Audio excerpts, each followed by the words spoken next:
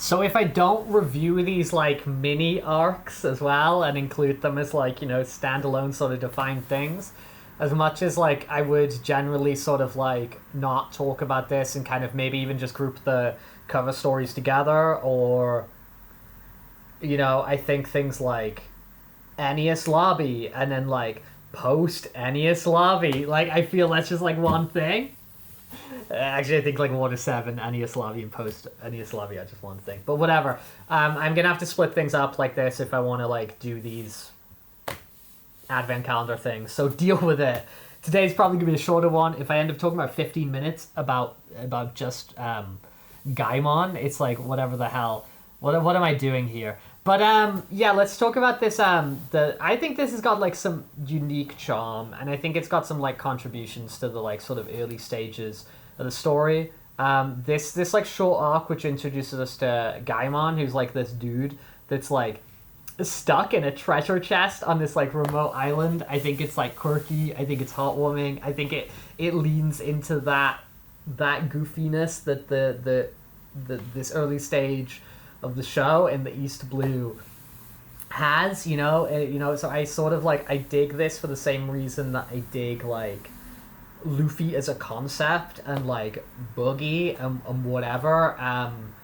I think it's just charming, and I think it brings out some like fun themes of like self-acceptance and finding your happiness or whatever the hell. That's I think's pretty welcome. I think like him, like Gaimon is like a dude. I think he's like delightfully eccentric. I think he's got a lot of charm. I think that's conveyed really clearly in this story. The sight of like this dude, just like the visual of him stuck in a treasure chest, is just like it's just like funny.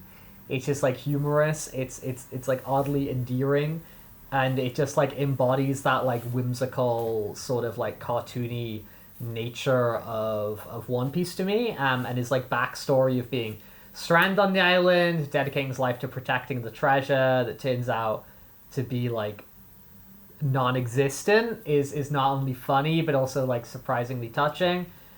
I enjoyed how he represents the idea of resilience, much like we've seen in members of the crew so far, and finding purpose, and that's kind of what the show in a lot of ways is about, right? Is kind of like enduring for the sake of these overall goals that you've got, like Luffy becoming king of the pirates, Zoro to be like the master swordsman, Nami to make the map of the world, and Usopp at this point to just kind of be like become brave, become like this brave warrior and whatever, and like see the sea and get out there and live up to his lies. So I think it's cool, and just how you find that stuff in sort of places you don't expect. I think all the really weird animals add a lot of flavor to what's going on here, and it just shows like Oda's sort of creativity behind all these weird like unusual creatures, and the companionship they have with Gaimon's just like freaking cute. I don't know, man.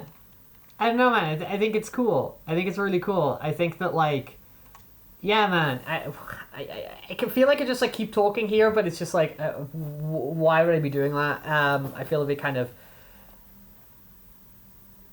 unnecessary, but I just think this is kind of like a cute reminder of the beauty in the journey itself, and not that everything has to be like,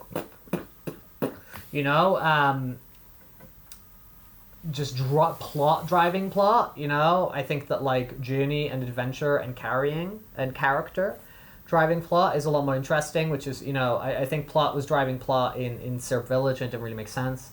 I think this is just cute, and as One Piece goes on, they do kind of establish that like taking your time is actually a part of it. When they started getting all these things about like Goldie Roger rushed, that's cool.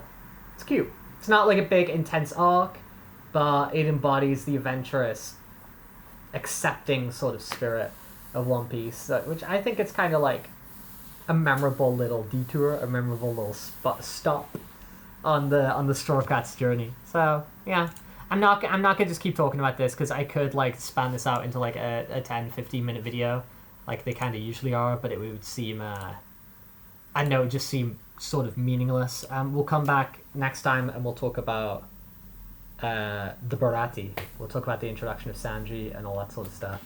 So hopefully see you tomorrow. If you have comments on this, drop them, man. Drop them. But yeah, say like I might have seemed a hater. I might have seemed like a hater after Surf Village, but I'm not a hater, man. I'm not a hater. Surf Village is just ass.